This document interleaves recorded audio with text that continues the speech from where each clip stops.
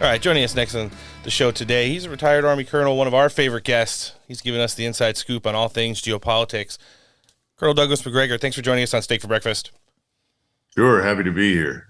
Always a pleasure hosting, sir. Well, I've noticed a little bit, Ukraine hasn't been being talked about in the news as much lately because actual reports from, close to the ground and the front lines are saying that the Ukrainians are continuing to incur big losses in places like Bakhmut, and things that you told us about virtually months ago are seeming to come to fruition right now. We've also heard reports that, even though we've given so much and the world has given so much ammunitions and things of that nature to Ukraine, they're running out of them as well. And for a war that they should be virtually winning on every level, according to the mainstream media, it doesn't seem to necessarily be the case.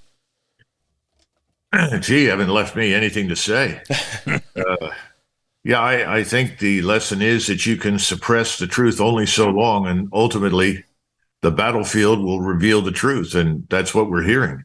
We're over 300,000 dead Ukrainian soldiers. That's not including the civilians that are probably killed and wounded as a result of the fighting. The Ukrainians have lost roughly 10,000 armored fighting vehicles, including self-propelled guns and tanks and other kinds of equipment.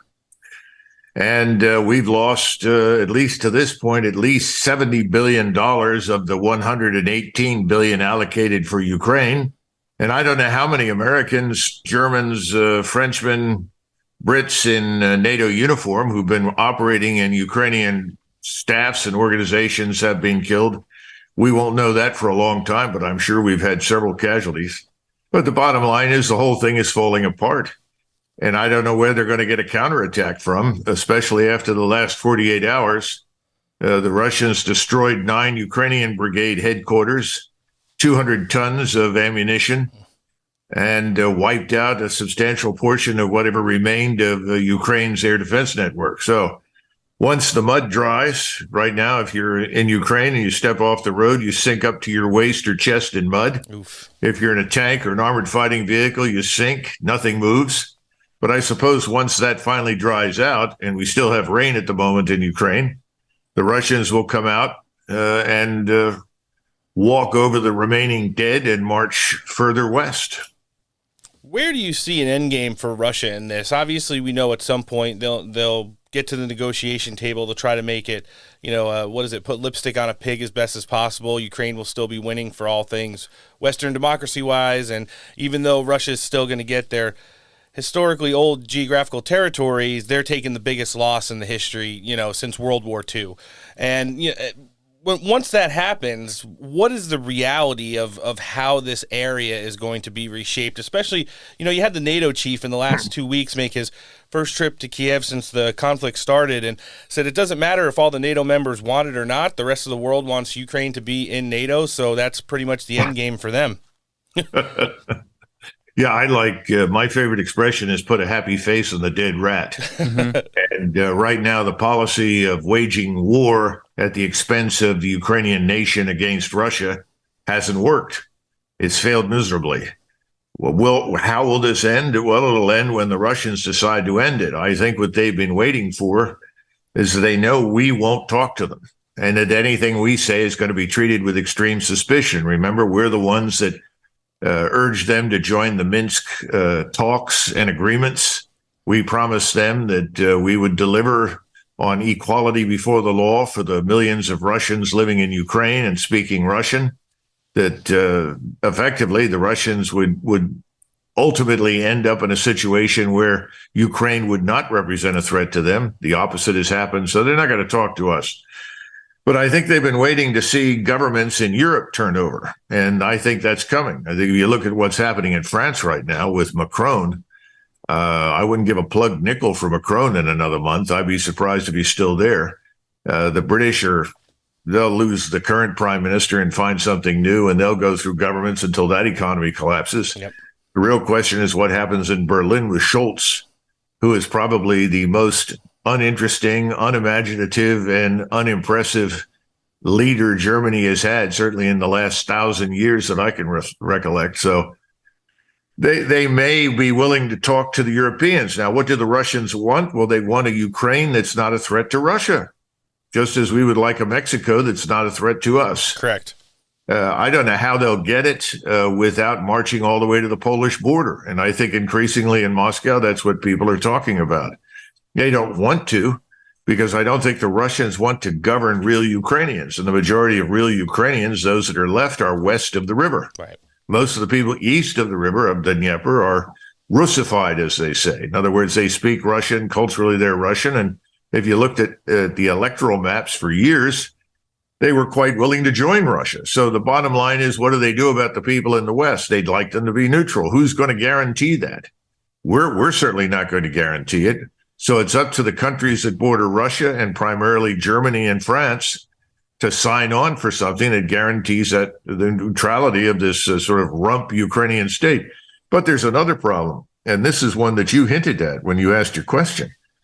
What happens to Ukraine? I mean, we know that Larry Fink at BlackRock and his friends all thought that they were going to cash in big time, buy up everything that was left in Ukraine, and exploit the region and the population forever. That's not going to happen now. It looks like Xi has offered to help rebuild the place, provided Zelensky will come to terms with the Russians. But Zelensky can't really do that without probably being hanged himself for doing so. He certainly can't do it without our support. There are probably 18 million people left in Ukraine at this point. There were originally 30.5 million. 34.5 million. And if you go back to the early 1990s, there were over 80 million people living in the place. Right. So there's not much of Ukraine left. It's in ruins. Its population is left, and everybody coming out of the place insists they'll never go back. Mm-hmm. So we've destroyed Ukraine. Well done, Washington, while the rest of Europe looks on. And oh, by the way, don't worry about Ukraine anymore, because it's time to prepare for war with China.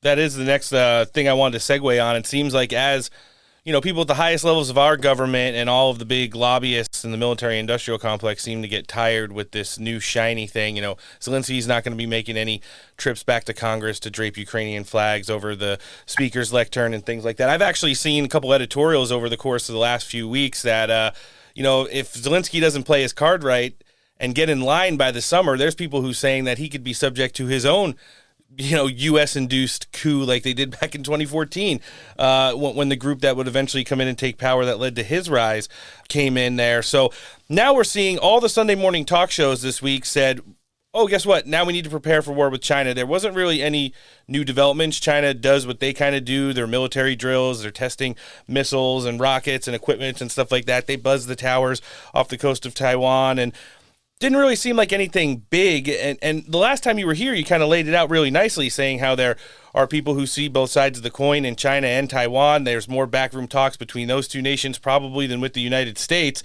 But now it seems like the West just wants to stoke the flames to distract everybody's attention to their last failed war to a potentially new one. What can you tell us about that? Well, as I think we were talking earlier, if you've failed to win a single war in decades, what's the problem with adding yet another potentially failed war to the list? So I guess that's the justification or rationale for adding China. Look, the people in Washington want to keep the money flowing. Anything that threatens to stop the money from flowing. And I'm talking about money for everything you can think of, whether it's for entitlement programs or it's military programs. And remember, as long as you have forces spread all over the world, that's an enormous justification for spending. I mean, it costs us enormous quantities of money to maintain forces at sea, forces in Europe, forces in Asia, forces in Africa, forces in the Caribbean. All of these things must continue to sustain this enormous overhead of wasteful bureaucracy and politicians that we've created in D.C. Right. So clearly that's a big part of it. But I think Americans need to understand there's really no evidence whatsoever for any aggressive action on the ground or at sea by the Chinese military against us. Certainly nothing planned to go after Taiwan. That's absurd. And if you know anything about Taiwan, most of the island is mountainous. Yep. And there are only maybe one or two beaches where you can comfortably land. This place is still 100 miles of water away from China. The last thing the Chinese need right now is a war. 1 out of every Chinese male under the age of 30 and over the age of 18 is out of work. Xi can't produce enough employment. The shadow banking structure has been largely erased, so credit is drying up in China. The expansion is over. That's why Xi has been concentrating power, not to deal with us, although he has to defend against us in his mind. His biggest problem is inside China. Look, you got 1.4 billion people. Michael Faber likes to say there are, 4 or 5 versions of the United States inside China. Yeah. Every morning, Xi wakes up, and what's his principal nightmare? Dynastic change, that he'll be overthrown internally by hundreds of millions of starving, unhappy people. That's what he worries about. So he's worried about feeding everybody, protecting everybody, and housing everybody.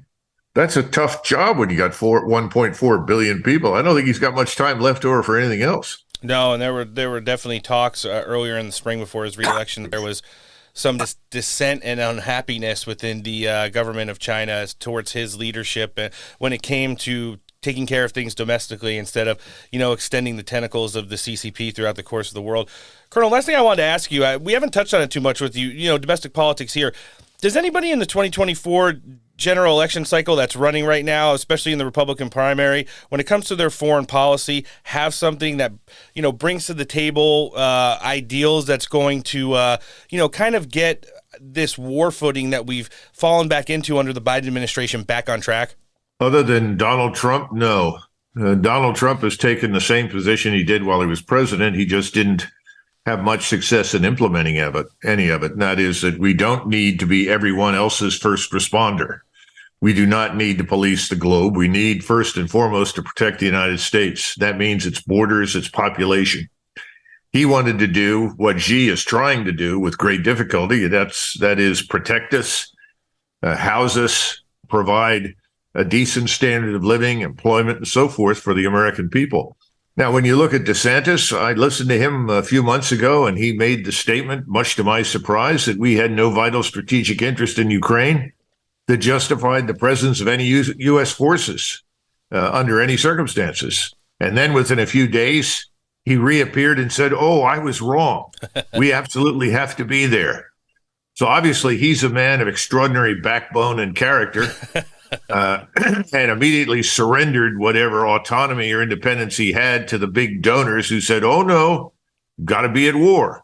Nikki Haley is probably just a little bit to the right of Hillary Clinton, but not enough to make much difference. Yeah. So what have you got on the so-called Republican side? I don't see anything. And then, of course, we have the stalwart president himself, Joe Biden, who was declaring victory the other night because Tucker Carlson had been removed from Fox News. Right. So much for the First Amendment and free speech in America. Wild times we're living in, Colonel. Listen, we're going to want to direct everybody that's not already tracking you and enjoys hearing you on our show to find you. Where can we find your website? And we'll live link it in the show description today. All you have to do is go to douglasmcgregor.com or just plug in Colonel Douglas Macgregor. You'll come to my website. Everything I've ever written or said or done, I think, is probably there. And of course, YouTube. YouTube has got lots of different videos. Only a fraction of them are actually produced by me. Most of them are by other people who have picked it up. So there's no shortage of that. The problem is that now with Tucker gone, I don't think any of the major stations are going to carry anything I say or anybody like me. That's the tragedy. Yeah. And the American people deserve the truth. They've got to have the truth. And the only way they're going to get it is to demand it. They've got to look for it, but they've got to demand it. Somebody said the truth will set you free. Well, until we have the truth, we're not free in this country anymore. Oh, you hit the nail right on the head there, Colonel. And like I said, you've always got a landing pad here on Steak for Breakfast where we propriate telling the truth on a bi-weekly basis now. This is retired Army Colonel, one of our great friends. Love when he joins us on the show. Douglas Macgregor, thanks for coming down today. Thanks, guys.